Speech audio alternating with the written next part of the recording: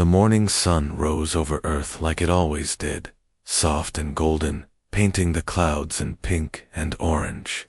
Birds chirped in the trees. A child laughed as she ran to school with her backpack bouncing.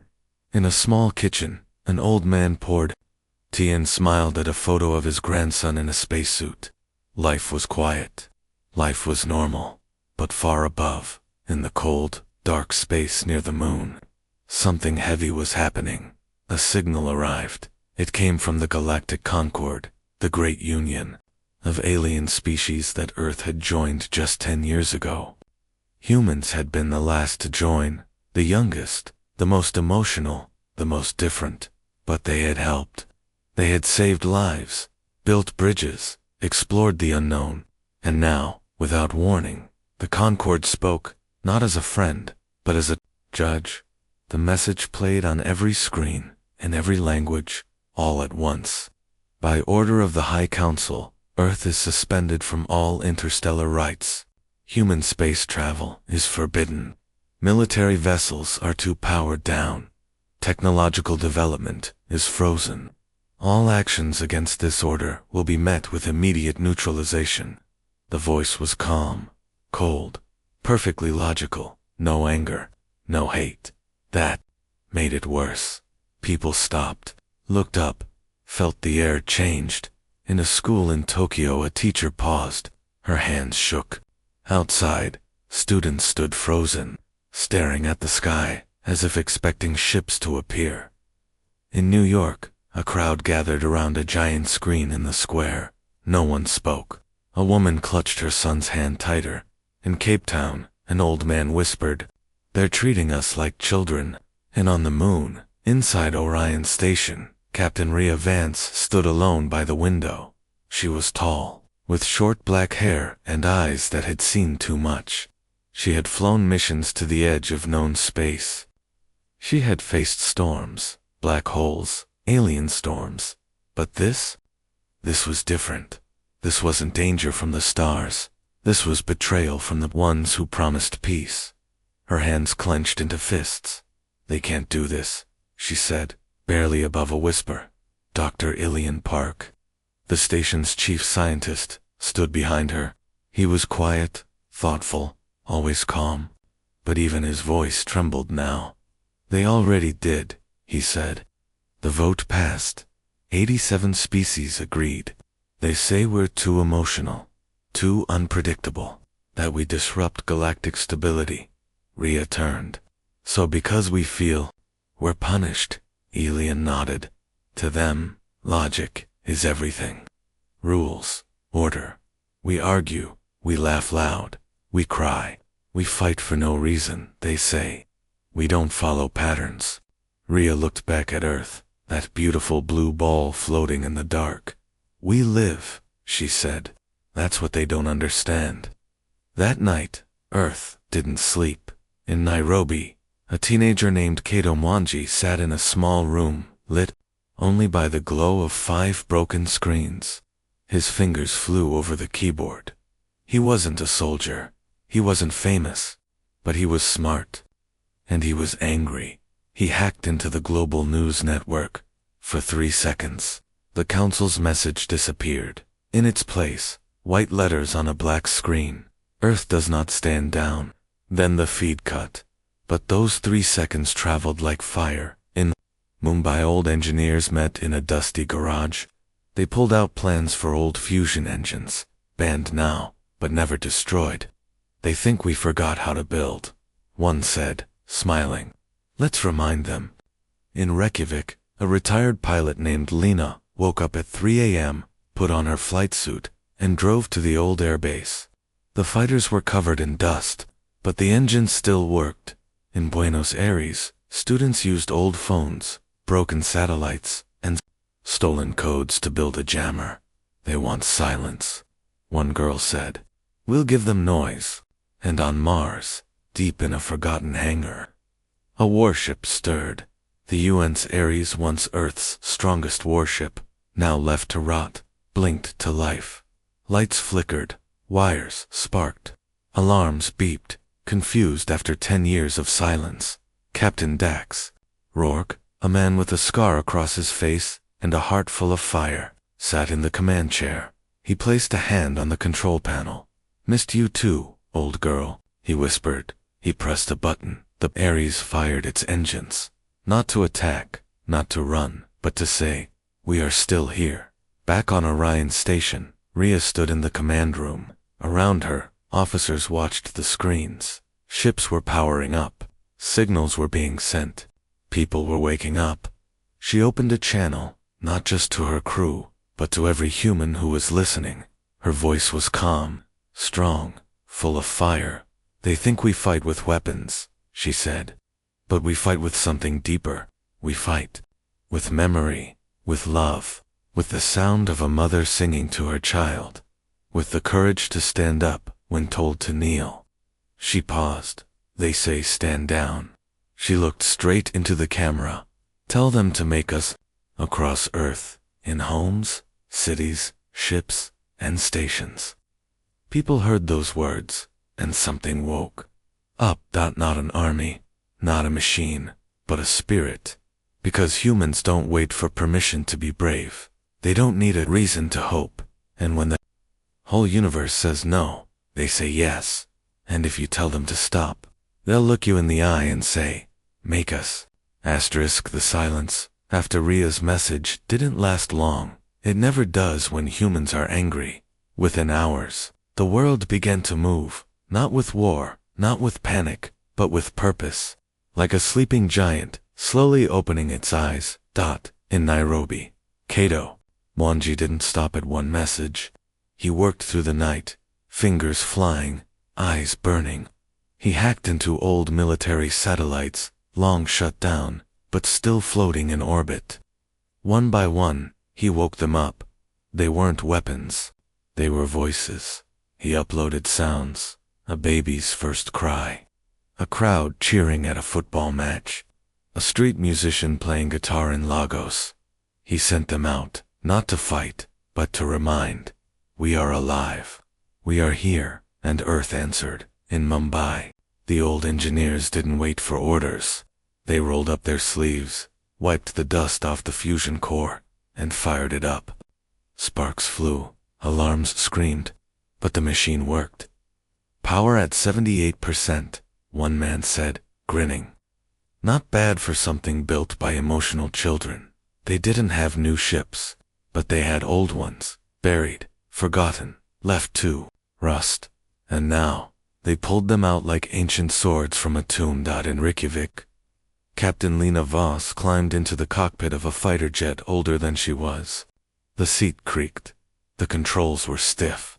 But when she turned the key, the engine roared to life, loud, wild, free. She smiled, still got teeth. On the tarmac, other pilots stood in their old uniforms, patches faded, names almost gone. But they wore them like armor. They weren't the strongest. They weren't the fastest. But they were ready. And on Mars, the UNSS Ares, lifted off dust swirled as its engines blasted the red ground. The ship shook, not from damage, but from effort. Like an old warrior rising after years of rest. Inside, Captain Dax Rourke gripped the controls, eyes sharp on the stars. "Let's see if you still fly, old girl," he said. And she did. Slow at first, then stronger, smoother, like a heart remembering how to beat. The Ares broke Mars gravity and turned toward Earth, not alone. Behind it, 2 old scout ships repaired, refueled, flown by volunteers followed. No fleet, no army, just 3 ships. But they flew with fire in their hearts. Back on Orion Station, Rhea watched the radar. One by one, blips appeared. Not just from Earth, from the moon, from asteroids, from old research labs in deep space, small ships, civilian pods, even a few cargo haulers, all powering up, all moving. All saying the same thing without words. "We are not giving up." Ilian stood beside her, stunned. "They're not waiting for orders," he said. "They're just doing it." Rhea smiled. "That's what humans do. When someone says no, we find a way to say yes." But not everyone believed. On Earth, some leaders begged for peace.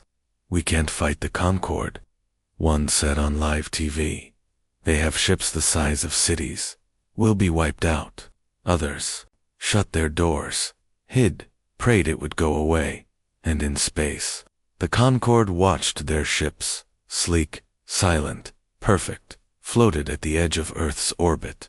3 Kavra dreadnoughts, 5 Zelthari swarm carriers, a Norn command, sphere that hummed like a sleeping beast. They didn't move, they didn't speak, they just waited, like a teacher waiting for a child to stop misbehaving. But Rhea knew this wasn't misbehavior, this was birth, a new kind of strength, not built on power, but on people. She called a meeting with her small fleet, the Ares, the Scouts, Orion Station, and every captain who still flew under Earth's flag. "We don't attack," she said. "Not yet. We show them we exist, that we won't be erased." Elian leaned forward. "What if we sing?" Rhea looked at him. "Music," he said. "Stories, laughter. Send it into space. Not as a weapon, as a proof that we're alive." She asked. "That we're human," Elian said. And so, they did. From every corner of Earth.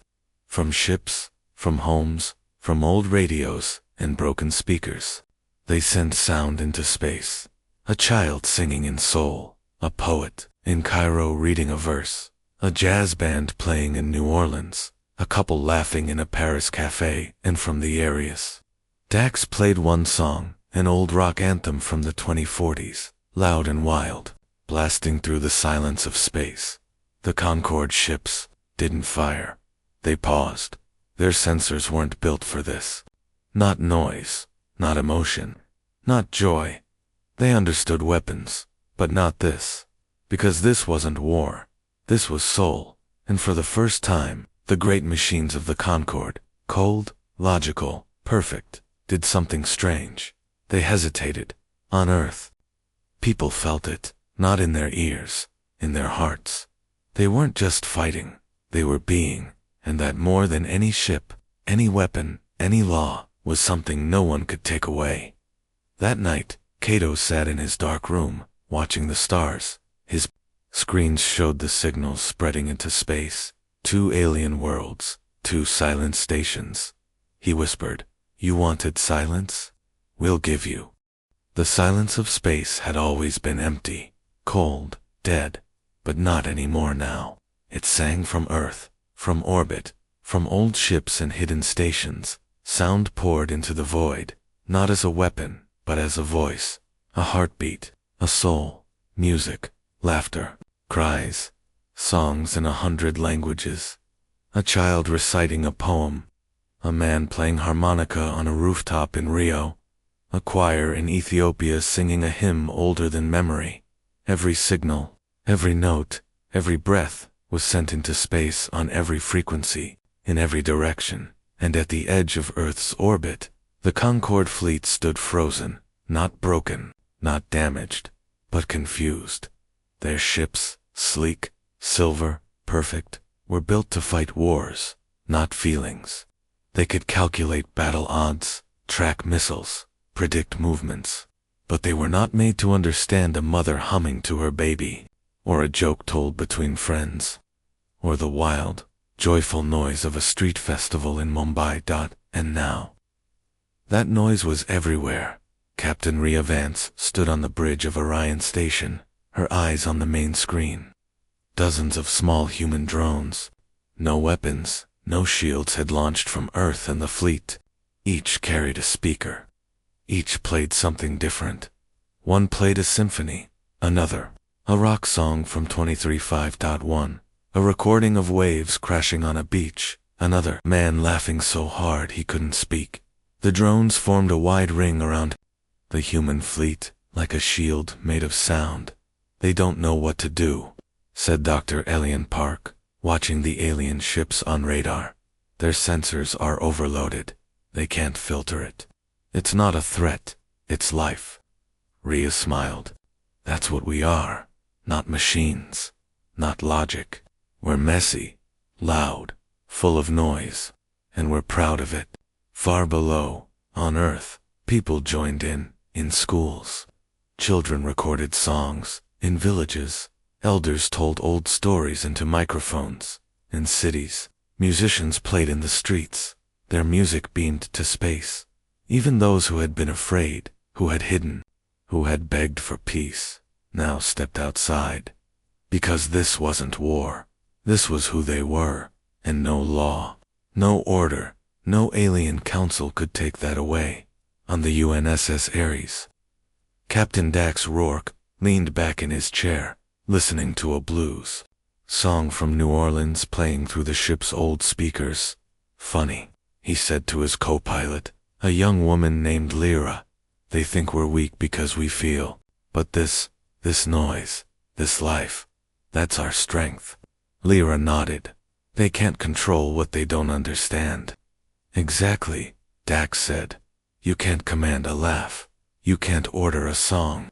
You can't stop a heart from beating too fast when you're scared or in love. And in that moment, the Concorde moved. Not forward, not to attack, but to retreat.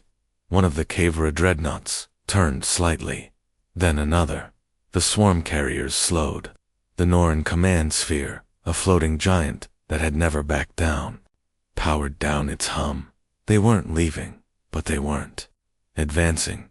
They were waiting, watching, listening, and for the first time, the cold, calm face of the Galactic Concorde showed something close to doubt. Back on Earth, Kato Monji sat in his small room, surrounded by flickering screens. He wasn't a soldier. He wasn't a leader. But he had started something. He opened a global channel, not to speak, but to play.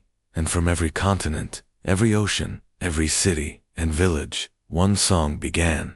We shall overcome. It started slow, a single voice in Ghana, then another in Canada, then a choir in Chile, a child in Japan, a group of old friends in Dublin. Millions joined, and the sound raw, real, full of hope, shot into space like a beam of light. The drones carried it. The satellites repeated it. The Ares played it through its hull, letting the vibrations echo into the dark. And the Concorde ships trembled, not from weapons, from meaning. Because this song wasn't just music. It was memory. It was pain. It was refusal. It was the sound of people who had been beaten, broken, silenced, and still stood up. And the aliens. They had never heard anything like it. In a Zelthari nursery ship, a young alien child heard the song and cried, not because it was sad, but because it felt something it had no name for. On a Kavra command deck, a high officer paused mid-sentence. His perfect logic failed. He could not explain why his hands were shaking, and on the Noran sphere, the psychic hum which had never stopped in centuries, paused just for a second. But it was enough, because, in that second, the universe learned something. That humans do not fight with hate. They fight with heart, and heart cannot be calculated, cannot be controlled, cannot be stopped. Rhea stood at the window of Orion Station, tears in her eyes. She didn't wipe them, let them fall, because they weren't tears of sadness. They were tears of pride. We didn't win with weapons, she whispered. We won with us. Elian joined her. They thought silence was power, but we showed them noise is power. When it comes from truth. Below, Earth glowed under the night sky, and from every corner, the song still rose, not just from speakers, from people standing on rooftops, holding hands, looking up, singing, not because they had won, but because they were free. And as the stars watched, and the alien ships waited, one truth became clear. You can lock our ships, you can ban our tech, you can silence our voices on paper, but you can never stop the sound of a million hearts, singing, laughing, living, because we are human, and we will not be quiet. Asterisk. The music didn't stop. It couldn't. It wasn't just coming from Earth anymore.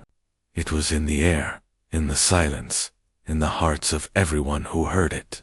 The song "We Shall Overcome" had turned into something bigger than sound. It was a pulse, a rhythm, a promise, and the Concorde fleet still floated at the edge of Earth's orbit, like giants frozen in thought. But inside their perfect, silent ships, something was breaking. Not metal, not systems. Belief. On the Kavra dreadnought Vassal, High Commander Zarn stood on the observation deck, his silver face unreadable. Around him, his officers reported in calm, emotionless tones. Human signals continue. No aggression detected. Emotional content at 98.6%. Unprocessable. Zarn didn't answer. He stared at the tiny blue planet below. So small, so loud. He had spent centuries enforcing order, crushing rebellion, silencing species that disrupted peace. To him, peace meant silence, control, predictability. But Earth was noise, chaos, feeling. And yet it wasn't falling apart. It was rising. He watched live feeds, not of war, but of people. A woman in Nairobi, teaching children under a tree. A fisherman in Vietnam, singing as he pulled his net. A group of old friends in Berlin, laughing over wine. Their voices sent into space just because they could. This is not war, he whispered. This is life. And life, he realized, could not be controlled. Back on Orion Station, Rhea Vance studied the radar. The Concorde ships hadn't moved, but their energy patterns had changed. Shields flickering, engines idling, like machines confused by a dream. They're not attacking, said Elian, adjusting his glasses. They don't know how to fight this. Rhea crossed her arms. Because we're not giving them a war, we're giving them truth. But not everyone was safe. From deep space, a warning came, faint, broken, barely readable. It was from Outpost Theta, a small human station near Saturn. Cut off, alone. Concorde drones entered our sector. They didn't fire, they scanned us. Then they sent a pulse. Our systems crashed. 2 crew members collapsed. We think it was a neural dampener. They're trying to shut us down, not with weapons, but with fear. Rhea's heart sank. This was it. The Concorde wasn't just blocking Earth. They were erasing it, piece by piece. She turned to her crew. We can't let them do this. If they silence one of us, they'll silence all. Elian nodded. But we can't fight with guns. Not yet. We have to reach them, not as enemies, but as people. So they made a plan, not a battle plan, a signal plan. They would send a message, not to the Concorde leaders, but to their people, to the young, the curious, the ones who might listen, and they would send it not in words, but in emotion. On the UNSS Ares, Dax Rourke got the order. We're going to Saturn, he said. No weapons, no shields, just speed and sound. Lyra, his co-pilot, looked nervous. No shields, that's suicide. Dax grinned. We're not fighting, we're speaking. The Ares launched fast, low, using asteroid belts to hide. Behind it, 2 small scout ships followed, packed with data drives, music, stories, videos, everything that made Earth Earth as they flew. Kato Mwenji worked from Nairobi, linking every free satellite, every old comms tower, every hidden node. He wasn't sending a threat, he was sending a gift, a package, encrypted, labeled, in all languages. This is what it means to be human. Inside, a baby's first laugh, a man proposing on a beach, a teacher hugging a student who passed. Fireworks over New York on New Year's Eve, a soldier returning home, crying in his mother's arms, a girl painting a rainbow on a broken wall. No weapons. No lies, just life. And when the Ares reached Saturn, they didn't attack the Concorde drones. They played the package, full volume, all frequencies, beamed directly into the cold silence. For the first time, the drones stopped. Their movements froze. Their lights flickered, because they weren't built to understand a child saying, I love you for the first time, or an old couple dancing in their kitchen, or the sound of rain on a roof, back on Earth. People waited, in homes, in schools, in cities. They stood by radios, screens, phones, and then, a miracle, a new signal arrived. Not from the Concord leaders, not from Valix, but from a small Zelthari research ship near Proxima. Its message was short, simple, shaking. We saw your gift. We felt something. We do not have a word for it, but we will not harm your outposts. And we ask, send more. Silence fell over Earth, then cheer. Not loud, not. The music didn't stop. It couldn't. It wasn't just coming from Earth anymore. It was in the air, in the silence, in the hearts of everyone who heard it. The song We Shall Overcome had turned into something bigger than sound. It was a pulse, a rhythm, a promise. And the Concord fleet still floated at the edge of Earth's orbit, like giants frozen in thought. But inside their perfect, silent ships, something was breaking. Not metal, not systems. Belief. On the cave-rod dreadnought, Vassal High. Commander Zarn stood on the observation deck, his silver face unreadable. Around him, his officers reported in calm, emotionless tones. Human signals continue. No aggression detected. Emotional content at 98.6%. Unprocessable. Zarn didn't answer. He stared at the tiny blue planet below. So small, so loud. He had spent centuries enforcing order, crushing rebellion, silencing species that disrupted. Peace. To him, peace meant silence, control, predictability, but Earth was noise, chaos, feeling, and yet it wasn't falling apart, it was rising. He watched live feeds not of war, but of people. A woman in Nairobi, teaching children, under a tree. A fisherman in Vietnam, singing as he pulled his net. A group of old friends in Berlin, laughing over wine. Their voices sent into space just because they could. This is not war, he whispered. This is life. And life, he realized, could not be controlled. Back on Orion Station, Rhea Vance studied the radar. The Concord ships hadn't moved, but their energy patterns had changed. Shields flickering, engines idling, like machines confused by a dream. They're not attacking, said Elian, adjusting his glasses. They don't know how to fight this. Rhea crossed her arms. Because we're not giving them a war, we're giving them truth. But not everyone was safe. From deep space, a warning came, faint, broken, barely readable. It was from Outpost Theta, a small human station near Saturn, cut off, alone. Concord drones entered our sector. They didn't fire. They scanned us. Then they sent a pulse. Our systems crashed. 2 crew members collapsed. We think it was a neural dampener. They're trying to shut us down, not with weapons, but with fear. Rhea's heart sank. This was it. The Concord wasn't just blocking Earth. They were erasing it, piece by piece. She turned to her crew. We can't let them do this. If they silence one of us, they'll silence all. Elian nodded. But we can't fight with guns. Not yet. We have to reach them, not as enemies, but as people. So they made a plan, not a battle plan, a signal plan. They would send a message not to the Concord leaders, but to their people, to the young, the curious, the ones who might listen.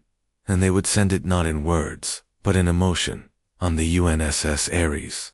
Dax Rourke got the order. We're going to Saturn, he said. No weapons, no shields, just speed and sound. Lyra, his co-pilot, looked nervous. No shields. That's suicide. Dax grinned. We're not fighting. We're speaking. The Ares launched fast, low, using asteroid belts to hide. Behind it, 2 small scout ships followed, packed with data drives, music, stories, videos, everything that made Earth Earth, as they flew. Kato Mwangi worked from Nairobi, linking every free satellite, every old comms tower, Every hidden note. He wasn't sending a threat. He was sending a gift, a package, encrypted, labeled, in all languages. This is what it means to be human.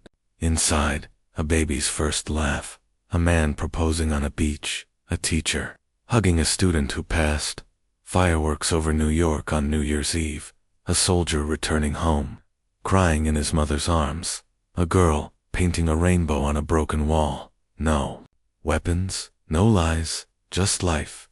And when the Ares reached Saturn, they didn't attack the Concorde drones. They played the package, full volume, all frequencies, beamed directly into the cold silence. For the first time, the drones stopped. Their movements froze. Their lights flickered. Because they weren't built to understand a child saying I love you for the first time, or an old couple dancing in their kitchen, or the sound of rain on a roof back on Earth. People waited, in homes, in schools, in cities. They stood by radios, screens, phones, and then, a miracle, a new signal arrived. Not from the Concorde leaders, not from Valix, but from a small Zelthari research ship near Proxima. Its message was short, simple, shaking. We saw your gift. We felt something. We do not have a word for it, but we will not harm your outposts, and we ask, send more. Silence fell over Earth, then cheer, not loud, not angry, but deep, full, like a breath after drowning. Rhea stood on the bridge, tears in her eyes. They didn't understand us, she whispered. So we showed them. Elian smiled, and they felt. Because that was the truth no alien council could erase. Humans don't win by being the strongest. We win by being the most alive. And as the stars listened, as the Ares flew home, as children on Earth looked up and smiled, one thing became clear. You can ban our ships. You can block our signals. You can call us weak. But you can never stop the human heart from feeling, from hoping, from sharing what it means to be alive. And that is the loudest sound in the universe. Asterisk, the silence after the signal was not empty. It was full of breath, full of hope, full of something new. Because for the first time in history, the Galactic Concorde, that ancient unshakable alliance of logic and order, had hesitated, not because of weapons, not because of war, but because of a child's laugh, a love song, a single tear shed on a distant moon. And now, the cracks were showing. Across the stars, alien ships floated, their sensors still processing the human signal. The one called "This is what it means to be human." Some ignored it, some deleted it, but others played it again and again on a Zelthari education vessel near the Andromeda Belt. Young aliens sat in silence after hearing a recording of a father reading a bedtime story to his daughter. One of them whispered, "We do not have stories like this." Another said, "Why does it make my chest hurt?" They didn't know the word for it, but it was love. On a Kavra science station, an officer replayed a video of an old couple dancing in a flooded street after a storm. Rain soaked their clothes. Their movements were slow, but they laughed. They held each other.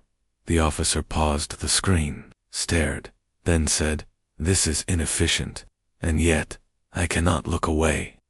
Because emotion, raw and real, was spreading, not like a virus, but like light. And back on Earth, people felt it. They didn't need reports. They didn't need proof. They knew. In Nairobi, Kato Moinji sat in his dim room, watching the stars. His screens showed incoming signals, faint, quiet, but growing. One came from a Virel scout ship. "We were silenced once. We know what it feels like. We stand with you." Another, from a Norin youth pod. "Your music, it speaks without words. We hear you." And then the impossible, a message from inside the Concorde fleet itself. From a junior officer on the Kavra dreadnought vessel. "We are told to obey, but I have seen your children, your songs, your pain. I cannot unsee it. We will not fire." Rhea Vance read the message on the bridge of Orion Station. Her hands trembled. Not from fear, from pride. "They're breaking," she said softly. "Not because we attacked, because we showed them." Elian stood beside her, eyes wide. "The Concord isn't a single mind. It's made of people, and people can change." But not all did. High Counselor Valix still stood firm. From his command sphere, near Jupiter, he sent a final order. All human vessels are to power down. The rebellion ends, now. Further emotional manipulation will be met with force. Manipulation, that's what he called it. Not truth, not life, not love, not love. Manipulation, Rhea laughed, a short, sharp sound, full of fire. "They still don't get it," she said. "We're not manipulating, we're being." "And so," Earth answered, not with anger, but with more music, more stories, more life. They launched a new wave of signals, not just to the fleet, but to every species in the Concord.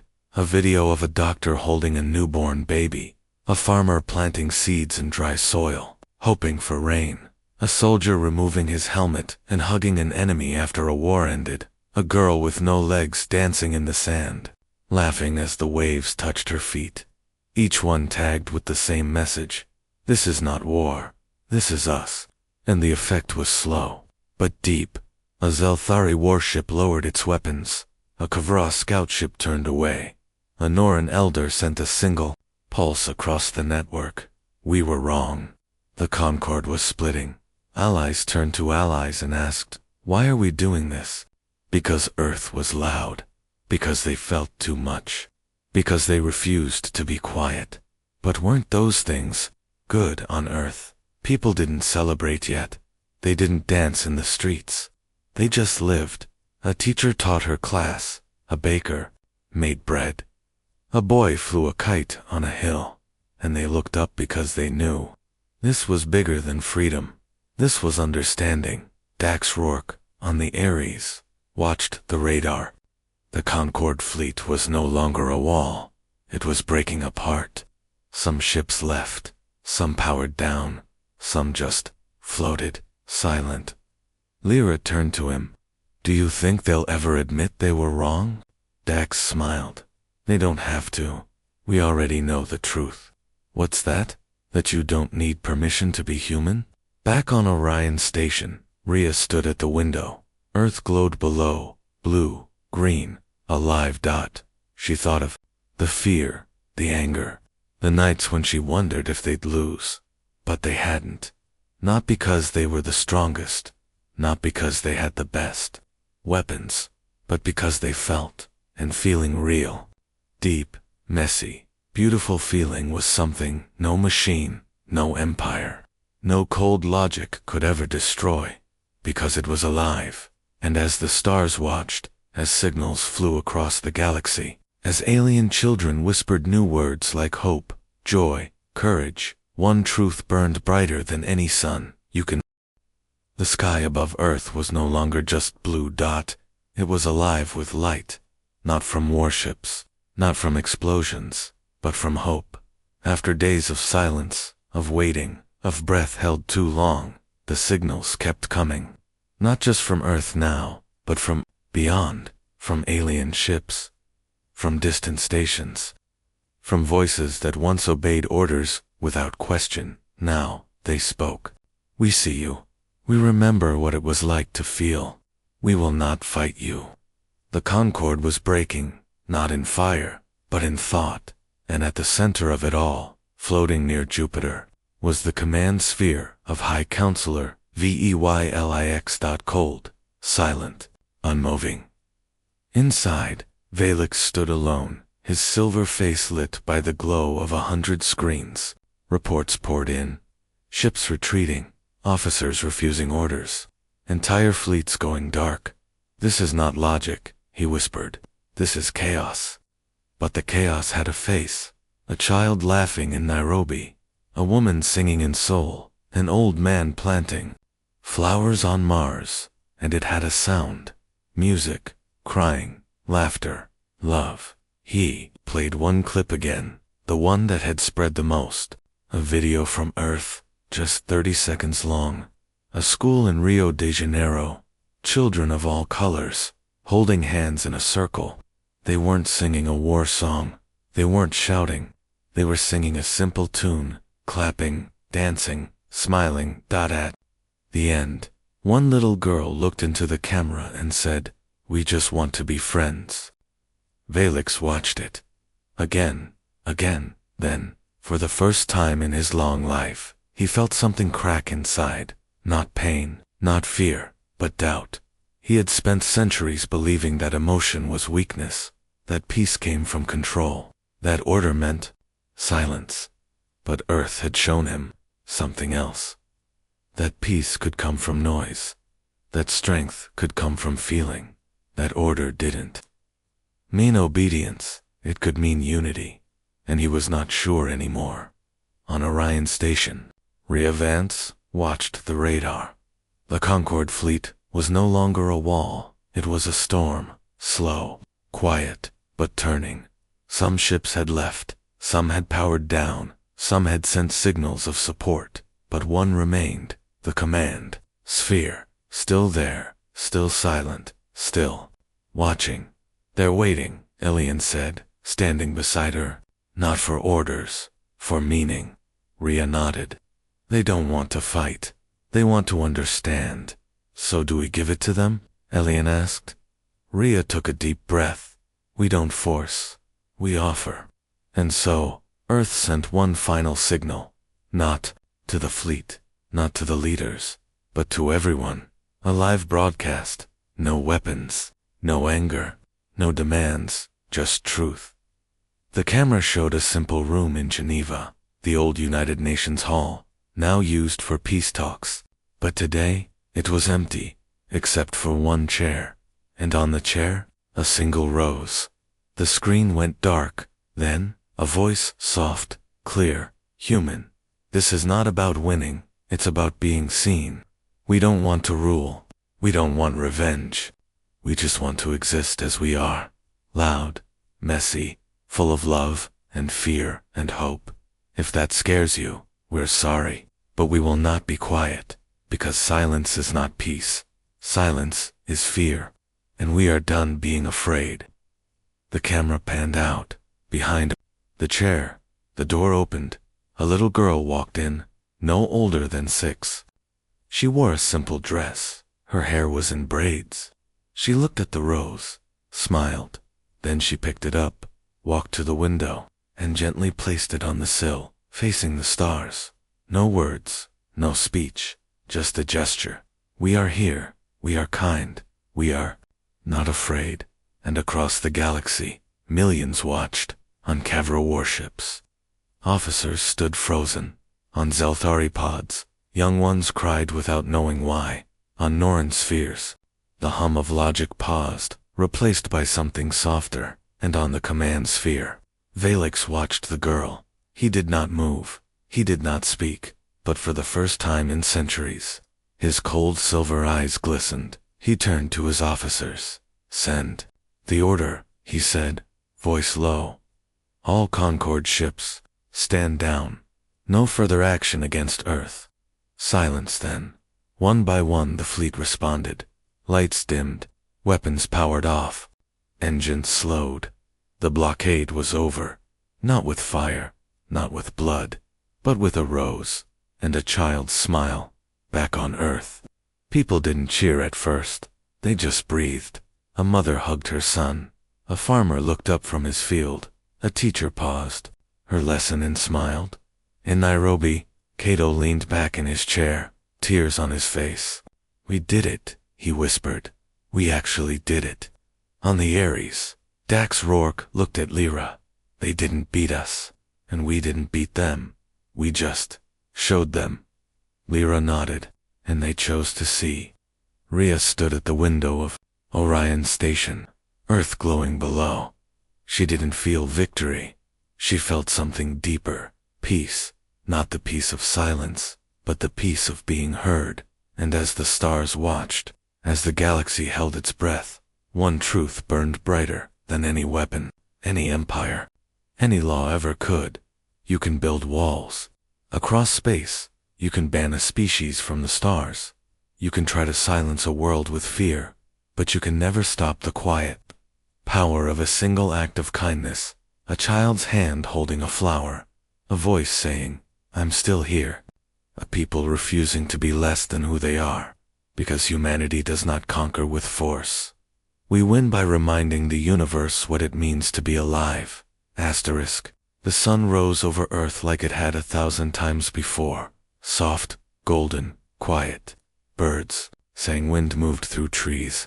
A fisherman cast his net into the morning sea. Life went on, but everything had changed. Not because of war, not because of fire, but because of a single truth that had traveled across the stars. Earth would not be silenced, and the galaxy had finally listened. In the days after the blockade ended, the silence wasn't heavy, it was peaceful. The kind of quiet that comes after a storm, when the air is clean and the heart is calm. On Orion Station, Captain Rhea Vance stood at the observation window, watching Earth turn slowly below.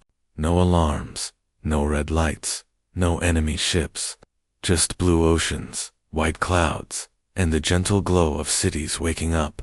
Elion joined her, holding 2 cups of tea. He handed one to her.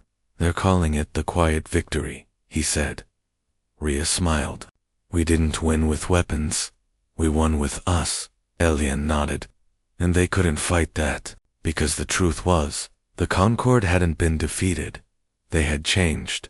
After Valix gave the order to stand down, something unexpected happened. Ships from other species began to approach, not with weapons, but with open comms. As a science vessel sent a message. "We would like to learn your music," a Kavra education pod asked. "Can you send more stories?" Our young ask for them. Even the Norn, silent for centuries, pulsed a single word across the network. Welcome. It wasn't surrender, it was respect. And on Earth, people didn't celebrate with parades or fireworks. Not at first. They did something quieter. They opened. Schools began teaching alien languages. Artists painted stars they'd never seen. Musicians composed songs for species with no ears, but who felt sound through vibration. And children, the ones who had watched the broadcasts, who had seen the little girl place the rose on the sill, drew pictures, not of warships, of friendship, of human and a Kevra holding hands, as a child laughing with an Earth girl, a Norin floating above a garden, surrounded by flowers. In Nairobi, Kato Moinji sat in his small room, now filled with messages from across the galaxy. Not threats, not orders. "Thanks, double quotes. Your signal reached my ship. I had not felt joy in 200 years. My daughter plays your lullaby every night. She calls it the Earth Song. You showed me I am not just a machine. I am alive." Kato wiped his eyes. "We didn't just save Earth," he whispered. "We woke up the galaxy." On the UNSS Ares, Captain Dax Rourke leaned back in his chair, the ship quiet for the first time in weeks. Lyra sat beside him, looking at a new order on her screen. "Earth Command says we're being reassigned," she said. "Not to patrol, not to guard, to teach." Dax raised an eyebrow. "Teach what?" "Human history," she said. "2 alien cadets. The course is called How to Feel." Dax laughed, loud, deep, full of joy. "Well, I guess we're not just soldiers anymore." "No," Lyra said softly. "We're something more." And they were dot because Earth wasn't just back in the Concord. It had changed it. New rules were written. No species could be silenced for being too emotional. Cultural expression was declared a universal right, and a new council seat, the first of its kind, was created. Not for power, not for war, but for understanding, and Earth would lead it. Rhea stood in the old UN hall in Geneva, the same room from the broadcast. But now, it was different. The walls were no longer bare. They showed images, not of flags or weapons, but of moments. A doctor healing an alien child, A teacher reading to students from 3 species. A musician playing a flute for a floating Norin, who pulsed colors in response. And in the center, the rose still sat on the windowsill, now preserved. But real. A symbol. Not of war, of hope. Later that day, a message arrived from Valix. Not cold, not commanding, just human. I watched the child place the rose. I did not understand it at first. Then I did. Peace is not the absence of noise. It is the presence of care. Earth, you have taught us something we forgot. Thank you. Rhea read it once, then again. Then she smiled, because they had not conquered day, had connected. And as the sun set over Earth, as stars blinked awake in the sky, as signals flew back and forth between worlds, one truth shone brighter than any sun. You can ban a species. You can block their ships, you can call them weak for feeling too much, but you can never stop the quiet power of kindness, of a song in the dark, of a hand reaching out, of a people who refuse to be silent, not with anger, but with love. Because humanity does not win by being the strongest. We win by reminding the universe that to be alive is not to be perfect. It is to feel, to hope, to care, and that is the most powerful force in existence.